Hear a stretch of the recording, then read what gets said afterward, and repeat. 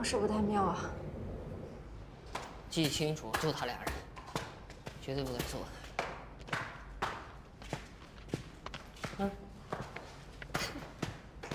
俩律师一个法院的，你们仨不好好打官司，跑这儿来干嘛来了？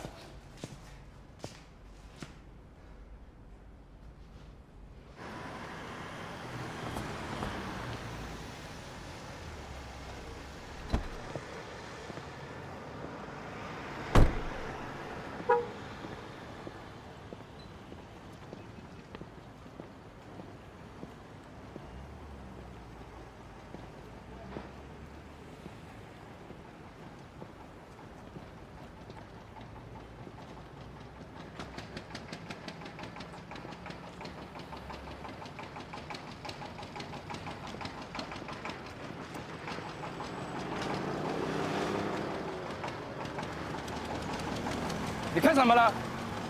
哈，没什么，随便看看。雷哥说了，有2人看着那新娘的，其余人都过去。这谁啊？穿西装打领带的，房屋中介。哟，还别个徽章。飞哥，宗飞。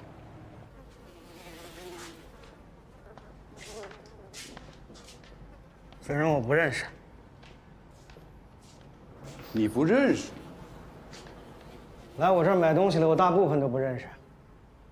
哎，你知道他是谁吗？不知道，连交钱那老头叫啥名我都不知道，更别提他了。什么交钱的老头啊？长什么样？就长那样呗，老头还能啥样啊？这手上有个……闭嘴！飞哥，不是这仨人怎么办呢？你看我的，我意思是说，屋里这人可都遭苍蝇了。你要把他们仨换个地方接着问。这人也是顾客介绍过来的，房东也是卖我面子，现在翘了，得帮人收拾收拾。飞哥，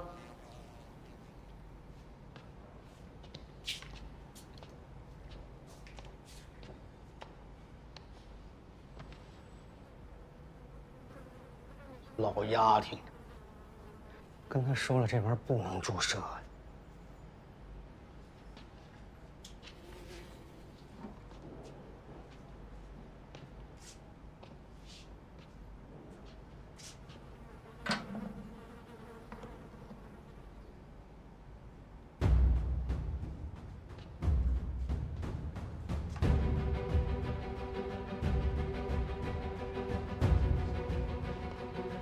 飞哥，这东西吧，平时卖的不便宜，今儿就请3位免费的爽一把，不是诚心要坑你们，大家互相有个前置，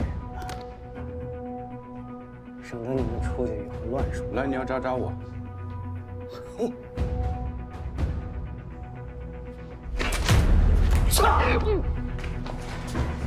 臭娘们儿，你他妈让我沾上毒品了！哎，救飞哥，飞哥！哎，把他们给我宰了，赶紧追！追！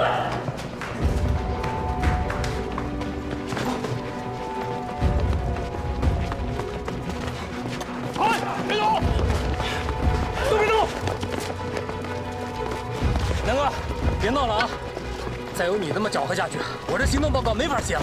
知道是法院的还这么嚣张，就是欠收拾啊！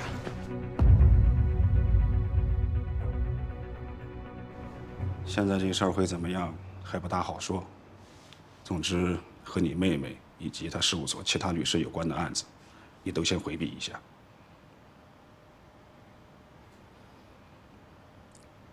是。别想太多了。是。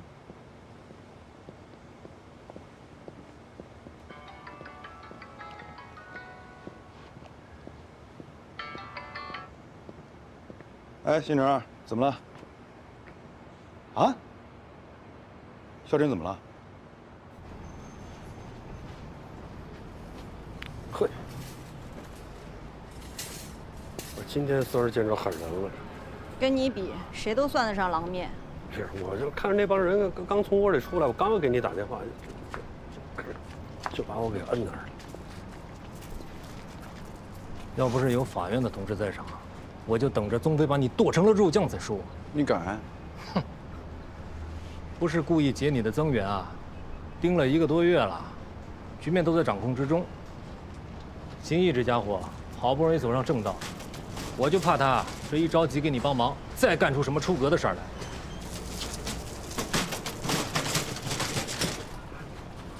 干什么呀？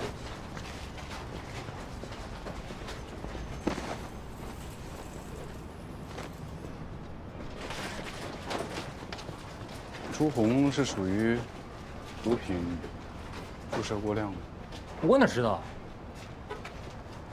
但至少看上去不像是被淹死的，只能等着晚上老何加班赶出验尸报告了。我那同学邹亮啊，据说呢也是死于毒品中毒。我刚刚听他们说，在朱红的尸体旁边有那种白色晶体状的东西，说那个东西只能吸食不能注射。那个东西跟邹亮的那个是同一种。那东西叫灰碱，也叫冰糖，还有很多其他乱七八糟的名字，是冰毒里边的特调，药性极强，只能拿来嗑。要是注射的话，正常剂量1半不到就能致死了。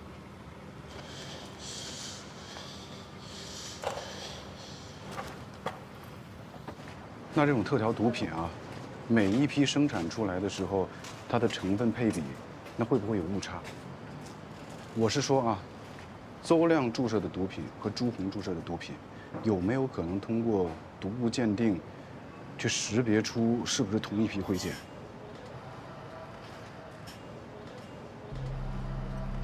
有这种可能吧？哼，这东西又不是麦当劳，它总不能标准化生产吧？如果他们体内毒品的成分是相同的话，那么他们很有可能就是同一个人被害死的。而且我现在就可以告诉你那人是谁。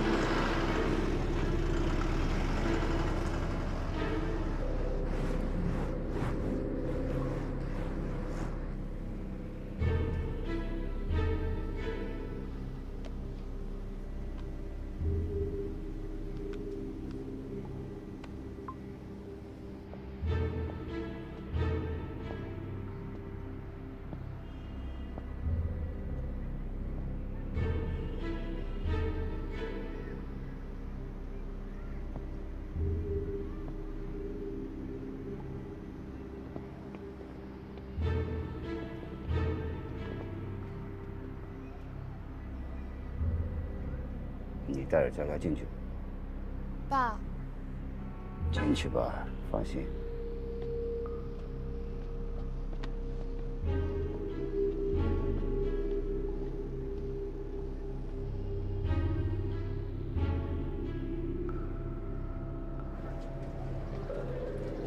我找到朱红了，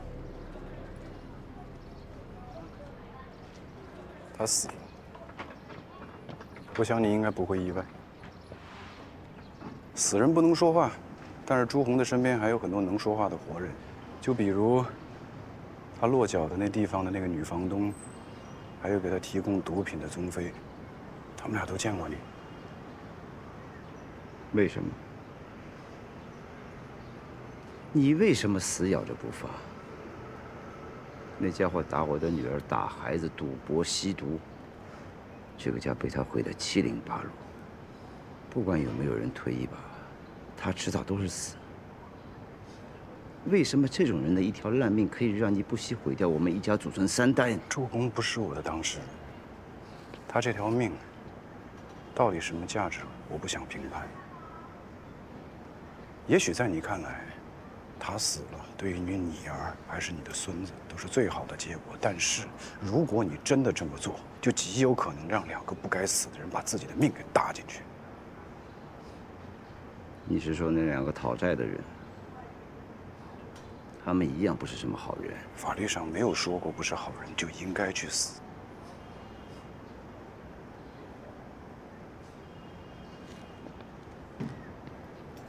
还有邹亮，他注射的毒品跟朱红注射的毒品很有可能是同一种。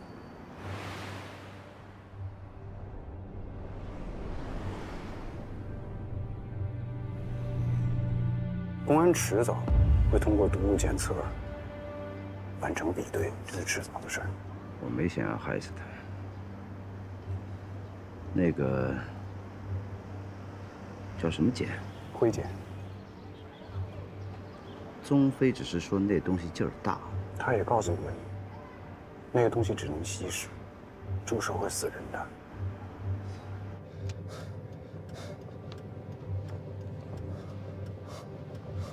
你是怎么搭上邹亮的呀？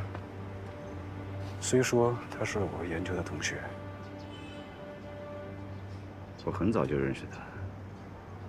小时候开家长会，会儿都能见到他。你根本就不认识他。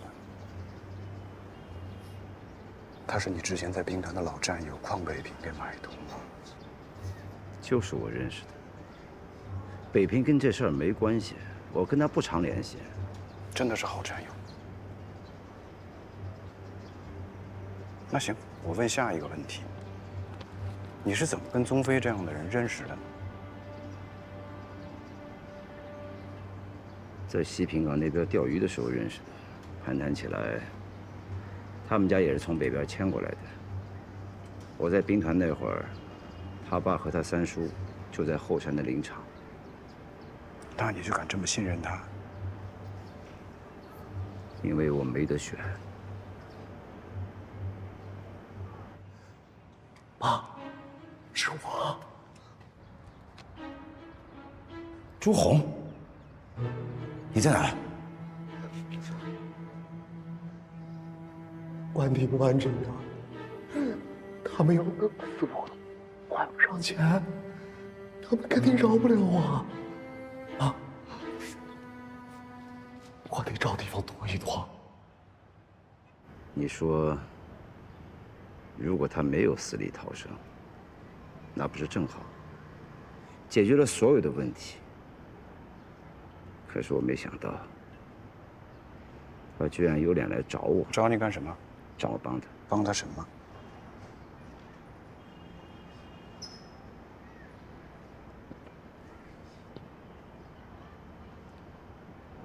找死！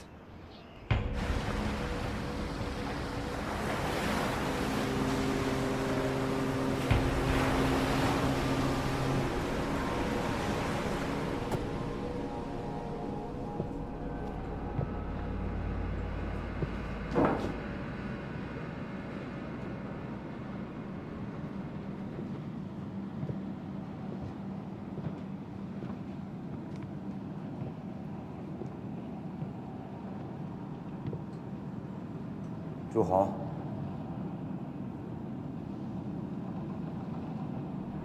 爸，朱红，那两个人要是真想杀你，你可以直接报警啊！警察抓了他们，你还怕什么呢？那俩就是崔少的，警察抓他们没用。债主还可以找别人来催账，万一碰上比那俩更狠的，我就死定了。爸，我这次死里逃生，那笼子门撞开。你在外头吃喝嫖赌的烂账，你自己想办法解决，不要再给我女儿和佳佳找麻烦。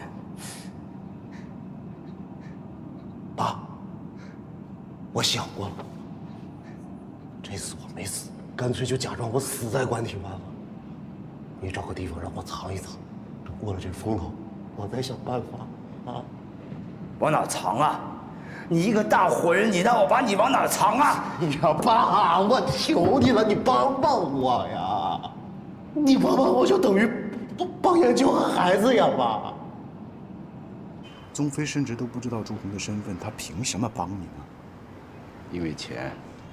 那笔抵押贷款，我一定会去查那笔贷款的资金流向的。你既然已经把钱还给了宗飞，你就不可能再拿去还账。不光是那笔贷款，为了安置那小子，我赎回了李才，还提前对付了国战。因为这个，你要杀了邹亮。他讹我。邝北平已经买通他，做了假的对账单据了。他讹你什么？我不知道他从哪儿打听着是宗飞安置的朱红。他经常在宗飞那儿买毒品，花了很多钱，让我给他报销，或者单独给他从宗飞那儿买。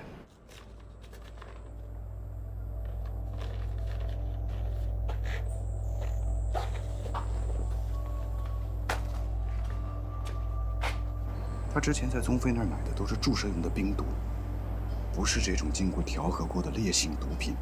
你不会不知道，而且宗飞肯定告诉过你。你还把这个东西给他，就是想让他通过注射把自己毒死，对不对？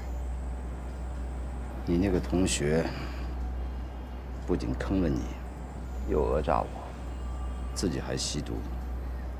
这3点，大凡他不沾一样，都不会死。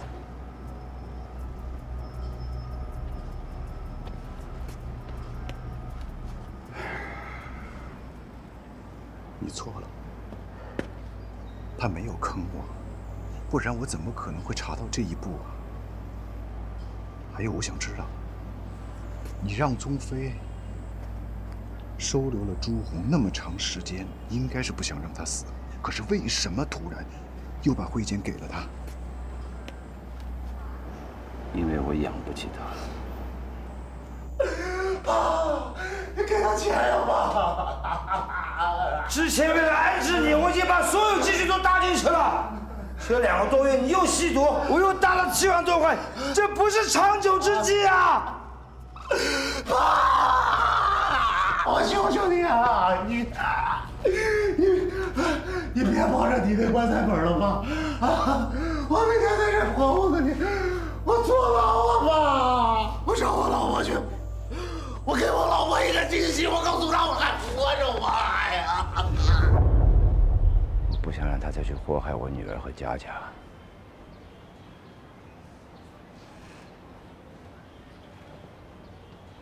何必呢？你走的每一步都是错的。你为什么要来找我说这些？如果你认定这些事是我干的，而公安又找到了朱红的尸体了，你就不怕我逃跑吗？公安要采取措施，需要证据，要有手续。你想跑是跑不掉的。这1半天的功夫，如果你可以把家里的事情安排好，我劝你去自首。这是个法定量刑情节。当然了，如果严秋可以陪着你一起去，这种陪手送手，效果会更好。你说我每一步都走错了，如果换做你，你能怎么办？我不知道，我应该一开始就会跟严秋还有孩子说出真相。真相？如果我把这些告诉他们，不是他们不能接受，而是你没有勇气把真相给到他们。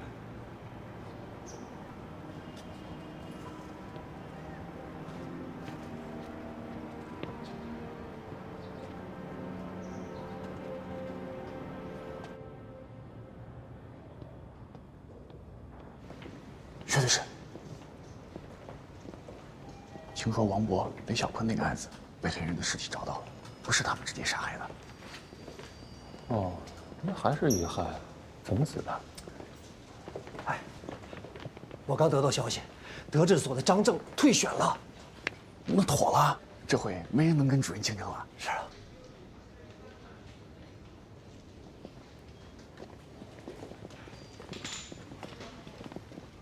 别美啦，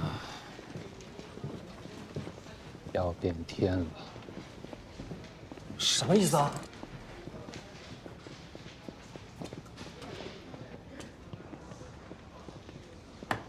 按说只要是主任参选，张正哪怕只是个陪跑的，这种姿态他也要硬撑到底。现在他主动退选，如果不是他打算遁入空门的话，那就是咱们的主任这边要出事儿喽。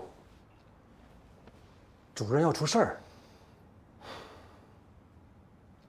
张正退选，是为了主动避嫌。他是怕有人戳着他的脊梁骨，说他趁人之危。而且，2个最受关注的参选人，如果其中一个人出了什么事儿，那么其他人就会拿着放大镜去查另外一个人。以退为进，几年之后，这个位置还是他的。更何况，主任要是真的倒了，金富还怎么跟德智争衡？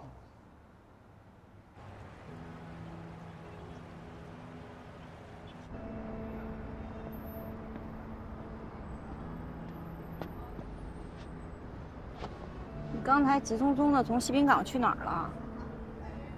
我去见了趟严培旭。见他干嘛？周英成不是说派人监控他吗？已经派了。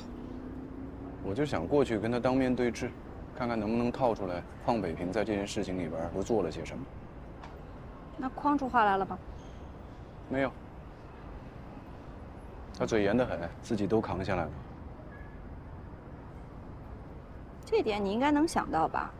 总归得试试吧。首先呢，现在公安机关有了充分的证据能定他，就算是我过去给他提个醒，他也有时间安排一下家里的事儿，没准能自首呢。你这好心是对他还是对他闺女啊？什么意思啊你？你瞪我干嘛？就你那点情史，堂姐都告诉我了。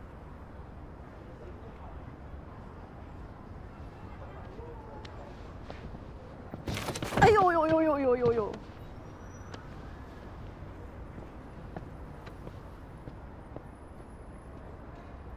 有那么严重吗？这个问题？紧张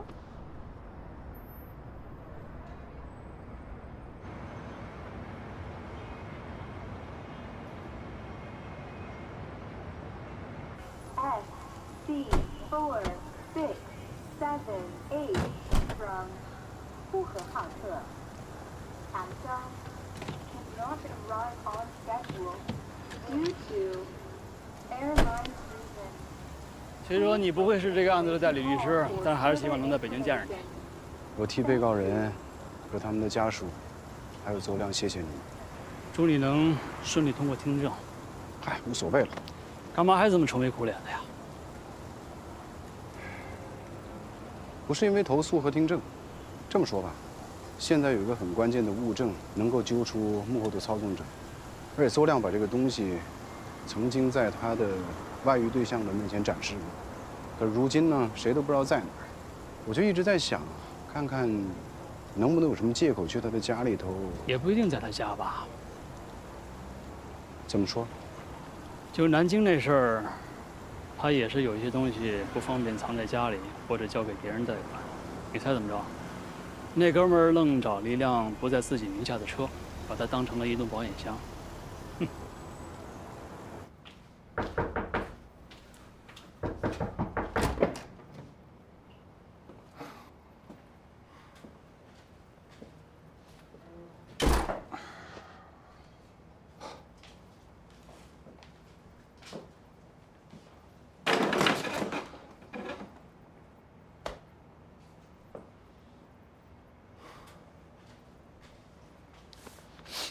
拜你和肖律师找到朱红所赐，甭管王博、雷晓坤最后是不是被认定为故意杀人，这结果都是未遂，死刑复核大有希望。我还听说朱红的老丈人也给卷进来了，啊？指不定最后会把谁供出来的。你这算是双喜临门吧？你瞎扔什么？双喜临门可还行？大半夜的，给我拜年来了。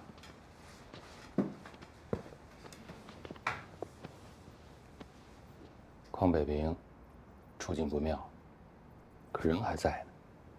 你和张正后面有什么打算？我是我，他是他，我俩肯定想的不一样啊。张正退选就是笃定你能干掉邝北平。邝北平要是没了，这盘点心就是你跟张正分，占少吃多的事儿，你该问他呀。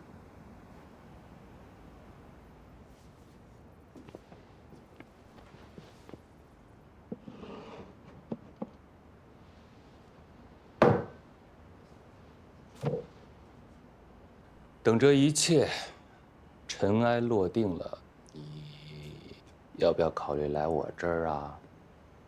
你明白的。干掉邝北平，金副所就是你的；要干不掉，好好想想你该去哪儿。哎喂，小赵，怎么了？你今天跟严培旭说什么了？我跟他出什么事儿了？你现在在哪儿？我在家呢。是你现在自己来支队，还是要我们过去拘传你？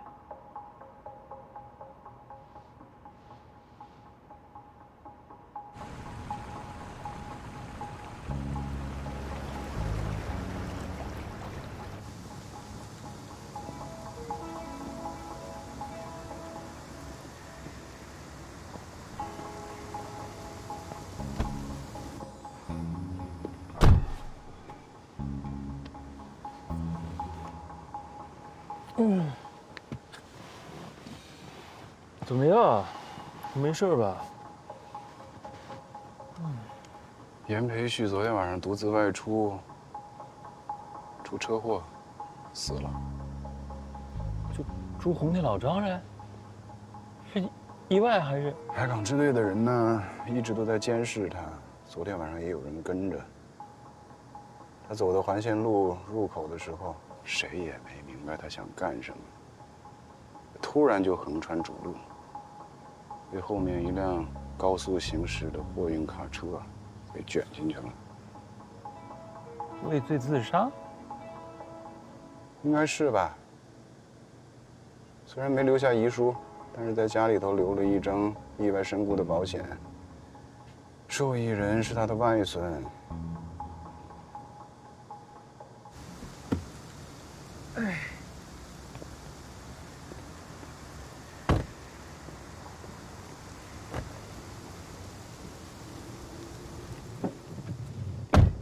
也算是了了后事了。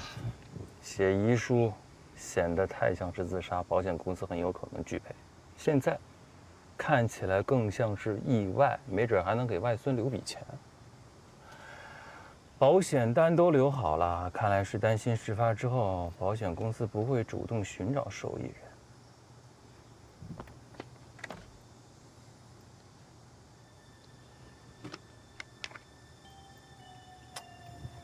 我这高配的按摩椅舒服吧？你刚说什么？说这按摩椅舒服啊？不是，保险公司怎么着？我是说啊，这保单要是没有交到受益人手上，受益人有可能压根儿不知道这件事情，保险公司才不可能主动好心去找受益人赔付的。那照你这么说的话，那邹亮不也一样吗？任何生前跟他有往来的机构，不管是委托关系还是雇佣关系，一来无从得知他的死讯，二来就算知道了，也可以装傻，是不会主动去找邹亮的家属进行结算的，对吧？也许是吧。你什么意思？那哥们儿愣找了一辆不在自己名下的车，把它当成了一个保险箱。金港银行的约我到江州银行见面，几个意思啊？啊？准备跳槽啊？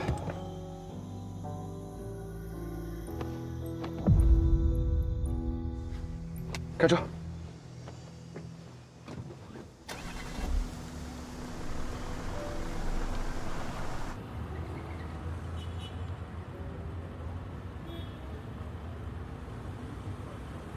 你是怎么找到录音笔的？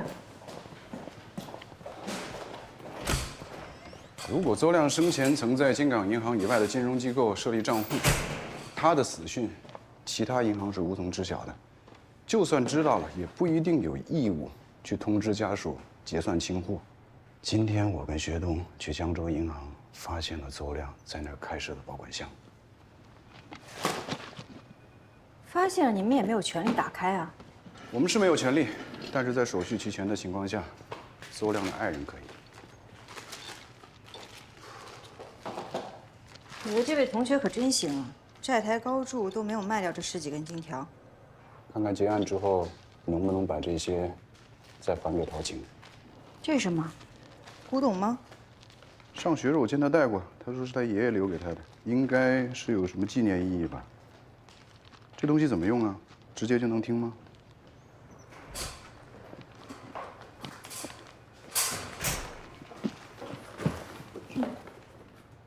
你别告诉我，这个是锡纸包装的巧克力，哇，十足震惊哎！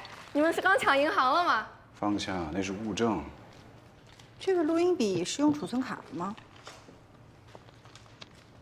在这儿呢，可以用读卡器。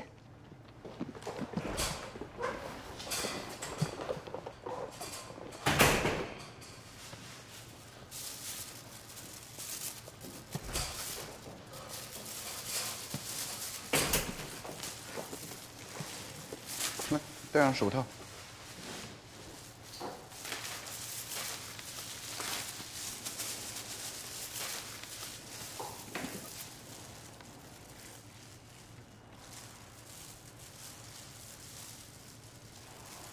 你手是湿的，不会电池漏液了吧？你这位同学可真行啊！这不过损坏录音的文件吧？不好说，电池漏液的主要成分呢是氢氧化钾，有腐蚀性的。试试看吧。即便是偶有犯禁呢，那也不是非要一棍子打死。其实我不说，我想您可能都已经知道了。这次审计，我们内部可能遇到一些问题，然后可能会牵扯到一些。你别暂停啊！没暂停啊。这储存卡不会坏了吧？怎么回事？这怎么回事？还能修复吗？这谁知道？还是不行。要不然，咱们先把这个交给公安吧，也许他们有技术能修复呢。但如果是硬件损坏的话，我估计也是。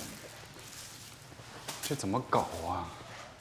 交给公安听他们2个人聊天的开场白吗？那现在咱没听着后边的内容，也不知道有没有邝北平违法的证据啊。没有违法，邹亮会平白无故做一个假的银行单据给我啊。我知道你的推断有道理，但是咱们现在需要证据。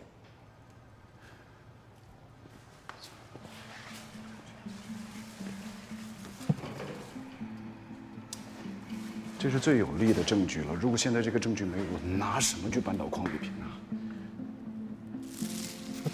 说句不合适的，如果严培旭没死的话，也许公安还能从他嘴里问出些什么。毕竟他们有执法权，也有专业的审讯技巧。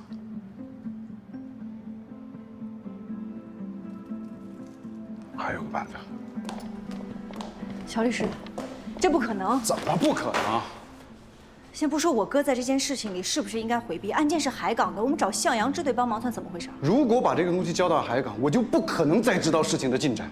对，除了那个赵新成，再把我拘传回去做笔录。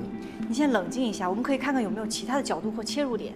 我办法已经给过了呀，只要你哥愿意利用向阳支队的资源。不是，这不现实啊！肖律师，我们已经走到这一步了，我已经在律协见过邝北平了。他是肖闯，在案件承办上没有遵循回避原则，支队那边的领导已经找他谈过话了。你怎么不早告诉我呢？我告诉你又能怎样？你帮得了他吗？你会不会猜疑我？对不起啊，我不知道，也牵连到你的家人了。即便没有肖闯的事情，我也不可能答应你的。有些事情是底线，乔律师。你不是那样的人，可一旦越过这条底线，你就变了。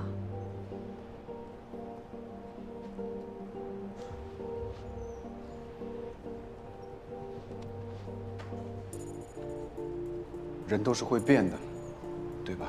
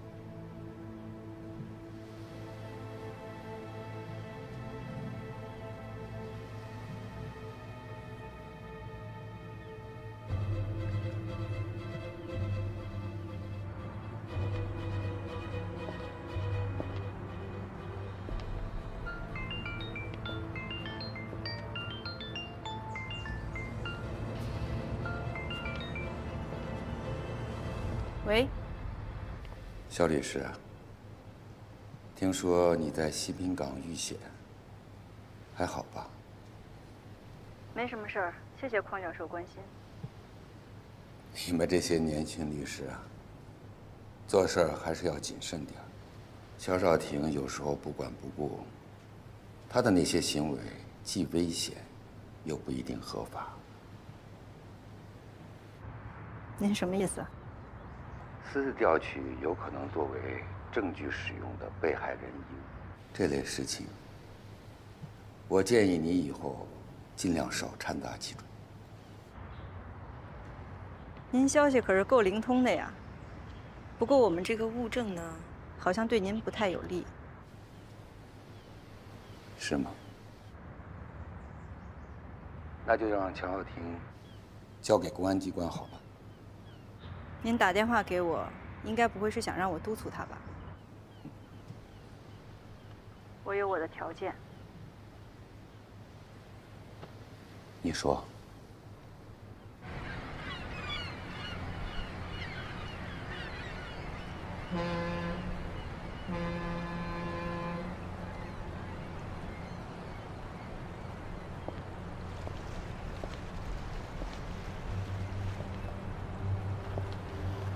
为什么要选在这个地方？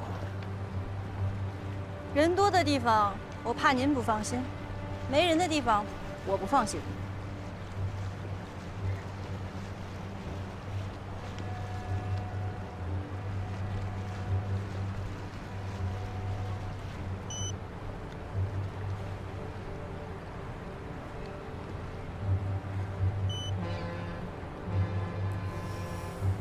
这么谨慎啊，匡教授。总得吃一堑长一智吧。哎，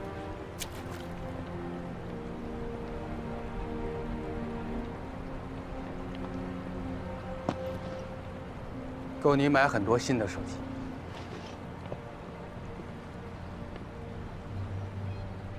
我那3个条件呢？让我先听一听录音。你找我有事啊？啊，是，教授，我知道您这次来是协助我们做内部审计的。剩下的你回去慢慢听吧。我怎么知道有没有备份？该我验货了吧？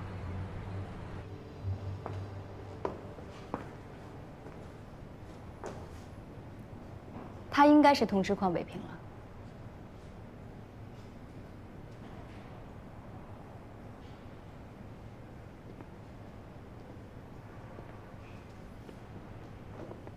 你真的觉得替他做眼线，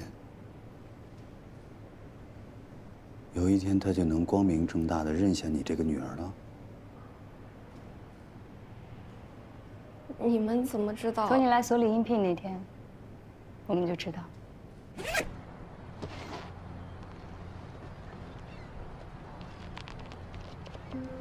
100万现金，还有让你成为金副所、移民合伙人协议书，还附有一个事务所合伙人的决议。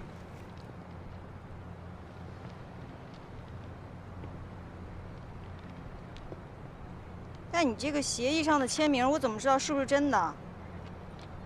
而且，我好像没有看到薛律师的签字啊。薛东和乔少廷有故。 这件事情暂时不要让他知道的好。再说，我和付超还有刘昊天都已经签字了，已经是合伙人的绝对多数了，决议是有效的。知道为什么我只问你要了100万吗？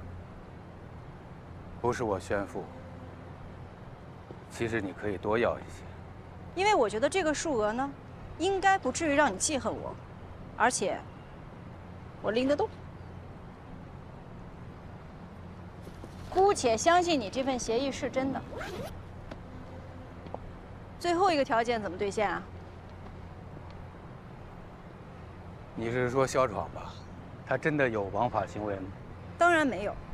如果确认他是干净的，领导不会为难的。这件事情和我不相干。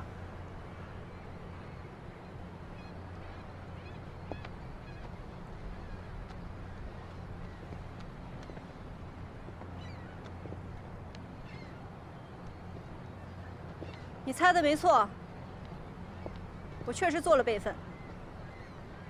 事实上，你拿到的这个就是备份，原始载体我留了。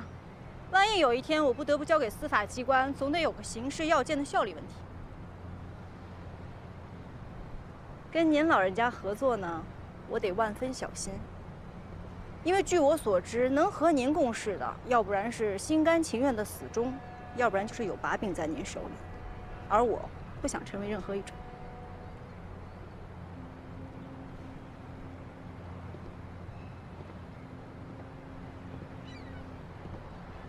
现在，我好像有把柄在你手里啊。这您宽心，也不是多大的事儿。您想，邹亮不是您杀的，朱红也不是您害的。就算你让邹亮伪造了银行单据，又替他掩盖了渎职行为，但依我看，就算进了关，这些加在一块儿，也顶多判个3、5年嘛。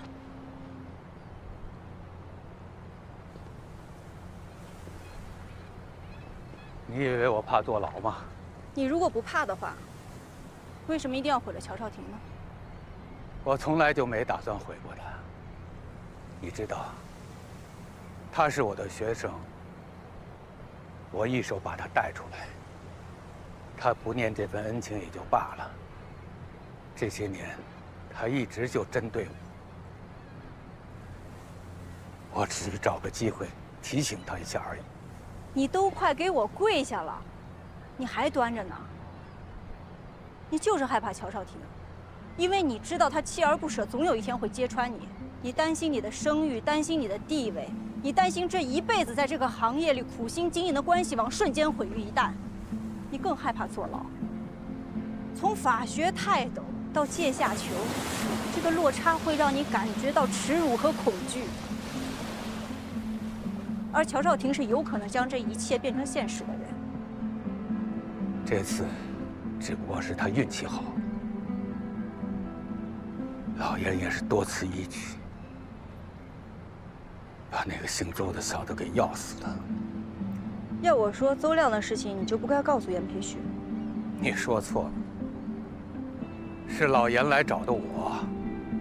所以严培旭并不知道自己有什么纰漏，是你发现了他的纰漏，加上邹亮有渎职行为，然后就被你抓住了把柄。邹亮，那只是凑巧而已。就算没这个小子，只要我想，乔少廷绝对拿不到银行真实的单据。不管怎么说，严培旭女婿诈死，让你有了可以坑乔少廷的机会。老严的事儿，我不可能不管。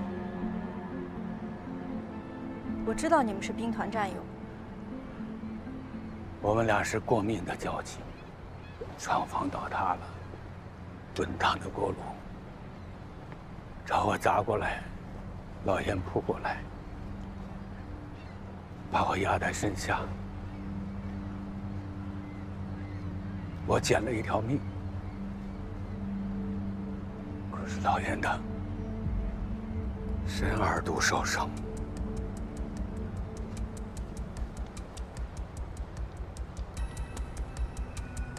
对，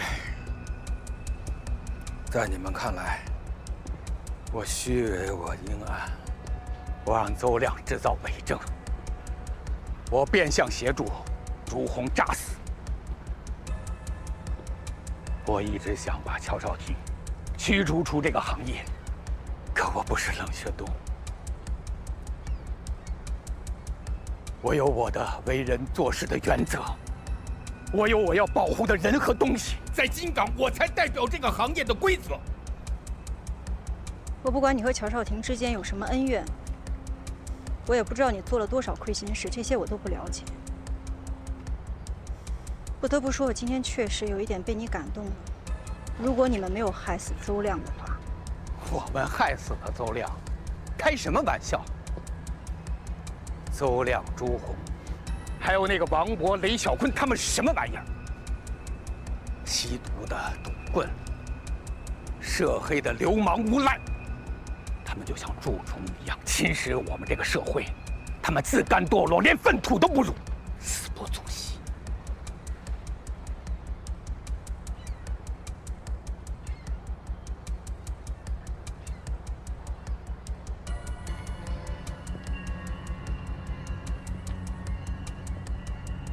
就算是坏人，哪怕是你，也有权利得到公平。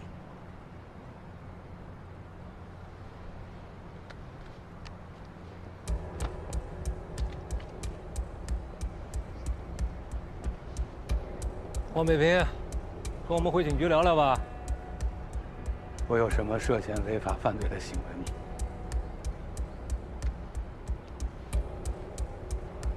我让邹亮知道我一定，我变相的协助朱红诈死。我一直想把乔少卿驱逐出这个行业。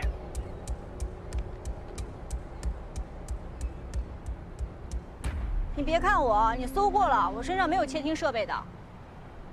还回来吧。这个钱是你在金港银行取的吧？大笔提现呢是需要预约的。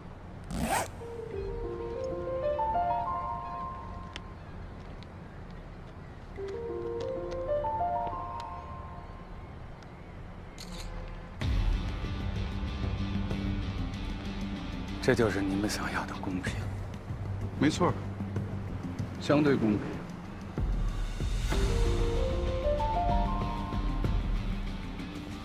你猜的没错，他拿那个什么东西在我身上绕了一整圈，幸亏你和赵星辰说动去了。等等，我有个问题想问他。你怎么知道我拿到了邹亮和你的录音？是，之前他跟我提过，他可能想用这个事儿来要挟我。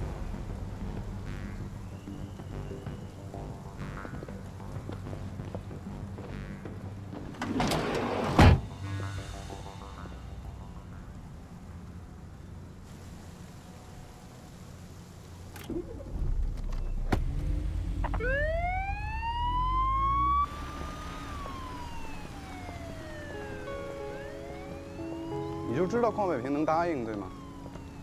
在你想好那3个条件之前，那些条件呢，虽然有点贪心，但是并不过分。这条件，动过心吗？傻子才不动心呢，说的时候可爽了。那你为什么要选择帮我呀？动心归动心，总觉得实操起来风险太大了。虽然你跟我一起把邝北平送进去了，可是以后在外面你得罪的人可就多了去了。哎，这个我权衡过，我如果得罪了你，等于也得罪了一票狠人，那肯定扳倒邝北平更划算呀，看起来也更正。我还以为你是念及伙伴情谊呢。你要这么想也行，毕竟曾经我真的挺崇拜你的。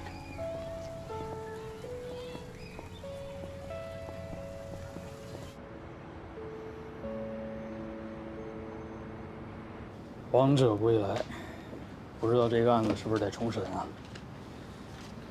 在公安给出最终结果之前，我还是以你们的辩护意见作为参考吧。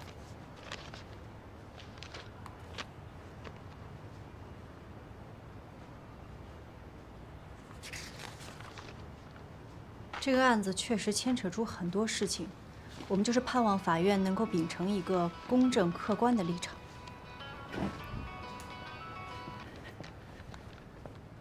哎喂，乔律师，我是5万，记得吗？借你钱那个。哦，我记得。我借您的钱不是还没到还款时间吗？啊，没事。你现在哪儿呢？我现在北京呢，有什么事吗？啥时候回啊？我今天下午2点的飞机，应该5点多到。得嘞，那机场见啊。这是你第一次来北京出差吗？感觉怎么样？有点冷。还好吧，可能是你不太适应北方的气候。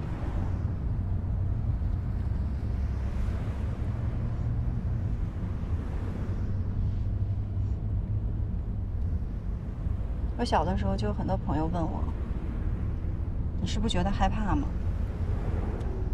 从那么高的地方往下跳，仙人球长满了刺，伸手就抓，伤口流着血还嘻嘻哈哈的。因为我的身体不会告诉我什么是危险，所以我不会觉得害怕。我以前试着拿刀划自己，一刀下去没什么感觉，我就再划一刀。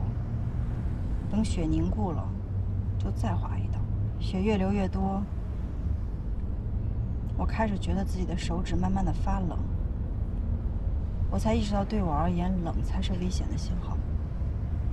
在害怕什么？薛东一开始找到我开出条件，让我去德士所帮你，但是我不知道这后边还有张主任。这算不上一个恶毒的阴谋，就算有个人利益掺杂在里面，但发心是好的。再说了，这事儿已经过去了。一直到最后，我都站在你这一边，是我自己的选择。我知道。只是我不知道自己选错了没有。你为什么会这么想呢？铲除了邝北平，在京港这个行业从此就是金福和德智的天下了。换句话说，也就是你的那2个校友的天下。这个局面有我一开始就知道的，也有我没看透的。乔律师一开始是都不知道的，还是全知道？我当时并没想那么多，但是你说的没错，现在确实是这样的局面。站在行业塔尖上的到底是邝北平还是张正？真的区别有这么大吗？会好一些吧。说句自大的话啊，只要有我在，张正不管怎么说也会收敛一点。和张正不一样，你是个温暖的人。但是乔律师，如果你想要自己牵制他的话，总有一天他也会容不下你的。但他要是敢，我就和你一起干掉他。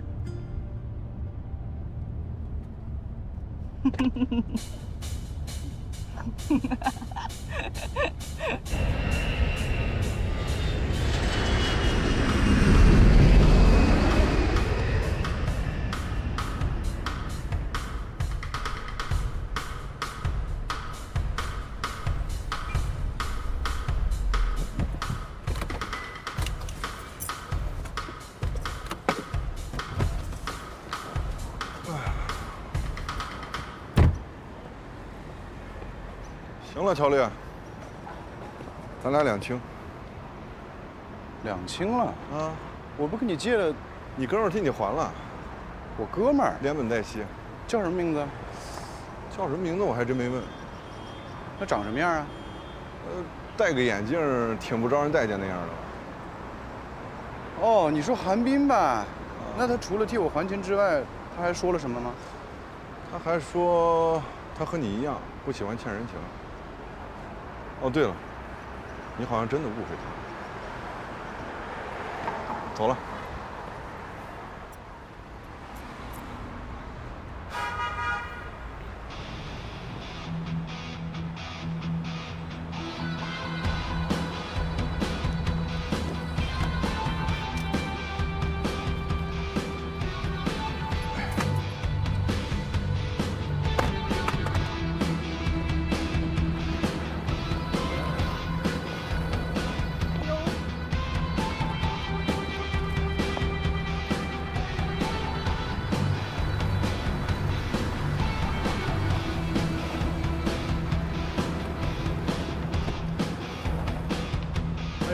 别皮了，这多危险啊！到处都是车。你这什么情况啊？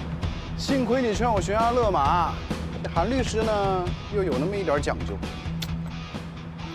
所以你的车赎回来了。但是现在有个涉及到命运抉择的问题需要选择。